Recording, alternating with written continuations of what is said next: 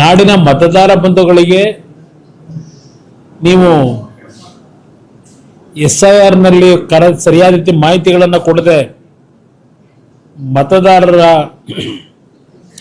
ಲಿಸ್ಟ್ನಿಂದ ಹೊರಗೆ ಹೋದರೆ ನಿಮಗೆ ಯಾವುದೇ ರೀತಿಯ ಸರ್ಕಾರದ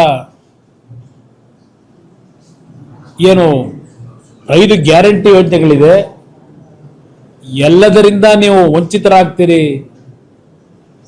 ಈ ಒಂದು ದೊಡ್ಡ ಪ್ರಚಾರದ ಮುಖಾಂತರ ಮುಖ್ಯಮಂತ್ರಿಗಳು ನಾಡಿನ ಜನತೆಗೆ ಜಾಗೃತಿ ಮೂಡಿಸ್ತಕ್ಕಂಥ ಕೆಲಸ ಮಾಡದಂತ ಹಿನ್ನೆಲೆ ಇರಬೇಕು. ಬಹುಶಃ ಪ್ರತಿನಿತ್ಯ ಆ ಕಾಂಗ್ರೆಸ್ನ ಅಧ್ಯಕ್ಷರು,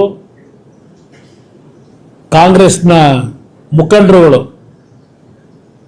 SIRನ ಒಂದು ವಿಷಯದಲ್ಲಿ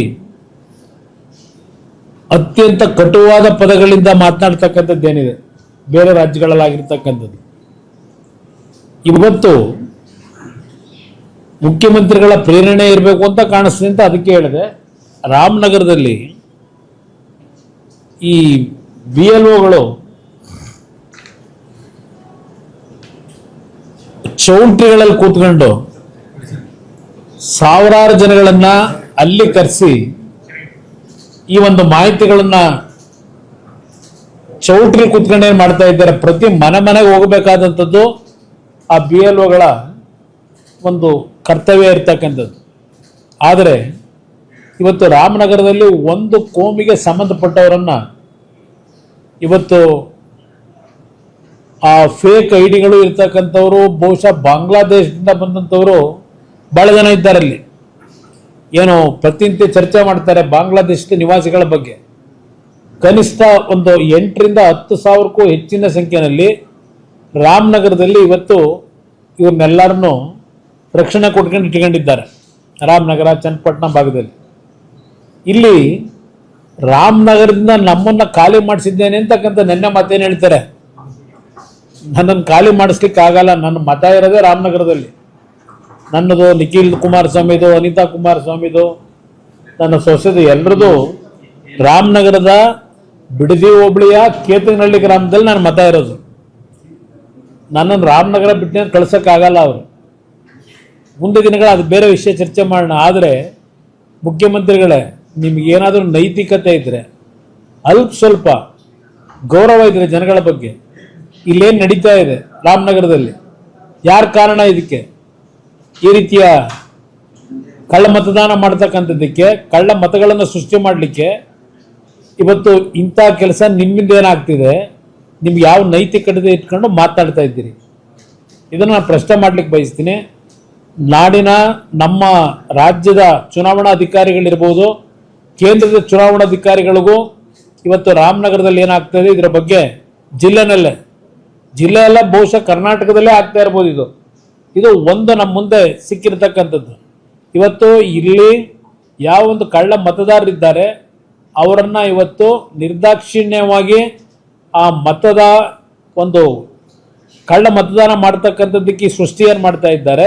ಮತದಾರ ಪಟ್ಟಿಯಿಂದ ಅವರನ್ನ ಸಂಪೂರ್ಣವಾಗಿ ಚುನಾವಣಾ ಆಯುಕ್ತರು ಇವತ್ತು ಯಾವ ರೀತಿಯಲ್ಲಿ ಹಲವಾರು ರಾಜ್ಯದಲ್ಲಿ ಕಠಿಣವಾದಂಥ ಕ್ರಮ ತೆಗೆದುಕೊಂಡಿದ್ದೀರಿ, ಆ ಕ್ರಮವನ್ನು ತೆಗೆದುಕೋಬೇಕು ಅಂತ ಹೇಳಿ ಮನವಿ ಮಾಡ್ತೇನೆ, ಆಗ್ರಹ ಮಾಡ್ತೇನೆ.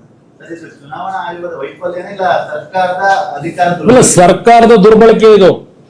ಇಲ್ಲಿ ಚುನಾವಣಾ ಆಯೋಗದ ದುರ್ಬಳಕೆ ಅಲ್ಲ. ಇಲ್ಲಿ ಇರ್ತಕ್ಕಂಥವರು ಈ SIRನ ಏನೋ ಒಂದು BLOಗಳೇನಿದ್ದಾರೆ ಈ ಕೆಲಸವನ್ನು ನಿರ್ವಹಣೆ ಮಾಡ್ತಾ ಇರತಕ್ಕಂಥದ್ದು ರಾಜ್ಯದ ಅಧಿಕಾರಿಗಳು, ರಾಜ್ಯ ಸರ್ಕಾರದ ಅಧಿಕಾರಿಗಳು ಕೆಲಸ ಮಾಡ್ತಾ ಇರೋದು.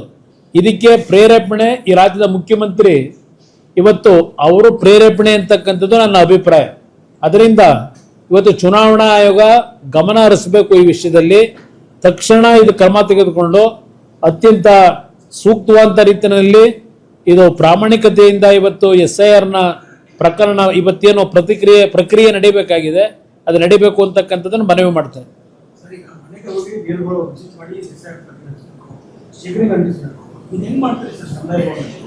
ಅದನ್ನು ಮುಖ್ಯಮಂತ್ರಿಗಳು ಕೇಳಬೇಕು. ಅದನ್ನೇ ಈಗ ನನಗೂ ಅದೇ ಆಶ್ಚರ್ಯ. ಪಾಪ ಮುಖ್ಯಮಂತ್ರಿಗಳು ಬಹಳ ಅವರೇ ಖುದ್ದು ಏನು ಚರ್ಚೆ ಮಾಡ್ತಾ ಇದ್ರು, ರಾಜ್ಯದ ಜನತೆಗೆ ಸಂದೇಶ ಕೊಡ್ತಾ ಇದ್ರು.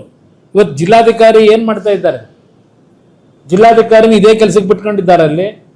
ಅವ್ರ ಮೇಲೂ ಕ್ರಮ ತೆಗೆದುಕೋಬೇಕು ಅಂತಕ್ಕಂಥದ್ದು ನಾನು ಆಗ್ರಹ ಮಾಡ್ತೀನಿ. ಈ ಸಂದರ್ಭದಲ್ಲಿ ಜಿಲ್ಲಾಧಿಕಾರಿಗಳನ್ನು ಒಳಗೊಂಡಂತೆ ರಾಜ್ಯ ಸರ್ಕಾರದ ಅಧಿಕಾರಿಗಳು ಬಹುಶಃ ಇದು ಬರೀ ರಾಮನಗರದಲ್ಲ, ಇಡೀ ರಾಜ್ಯದಲ್ಲಿ ಈ ಪಿತೂರಿ ಈ ರೀತಿಯ ಅಕ್ರಮ ಮತದಾರರ ಪಟ್ಟಿಯನ್ನು ಇವತ್ತು ಮಾಡ್ತಕ್ಕಂಥವ್ರ ಮುಖಾಂತರ ಪಾಪ 2028ಕ್ಕೂ ಮುಖ್ಯಮಂತ್ರಿ ಆಗ್ಲಿಕ್ಕೆ ಕನಸು ಕಾಣ್ತಾ ಇದ್ದಾರೆ ಅನ್ನೋದು ನನ್ನ ಅಭಿಪ್ರಾಯ. ನಾನು ಚುನಾವಣಾ ಆಯೋಗಕ್ಕೂ ಇದ್ರ ಬಗ್ಗೆ ಪತ್ರವನ್ನು ಬರೀತೀನಿ.